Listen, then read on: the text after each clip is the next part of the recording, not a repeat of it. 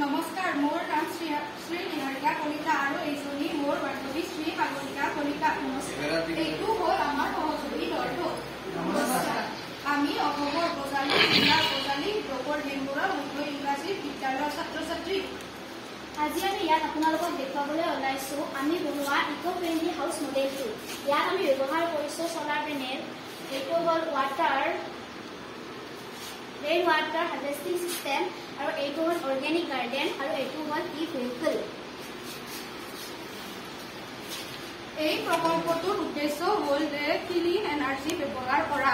এইখন হ'ল চলাৰ পেনেল, যাৰ পৰা আমি সৌৰশক্তি ব্যৱহাৰ কৰিব পাৰোঁ। এইটো হ'ল ৰেইন ৱাটাৰ হাৰ্ভেষ্টিং চিষ্টেম, যাৰ পৰা আমি পানী সংৰক্ষণ কৰিব পাৰোঁ আৰু বৰষুণৰ পানী ৰাহি কৰিব পাৰোঁ। এইখন হ'ল আমাৰ অৰ্গেনিক গাৰ্ডেন, যাৰ পৰা আমি ৰাসায়নিক বস্তুৰ পৰা দূৰত থাকিব পাৰোঁ। এইখন হ'ল ভেহিকল, যাৰ পৰা আমি বায়ু প্ৰদূষণ কমাব পাৰোঁ। এইখিনিয়ে কৈ আমি সমাপ্ত কৰিলোঁ। ধন্যবাদ।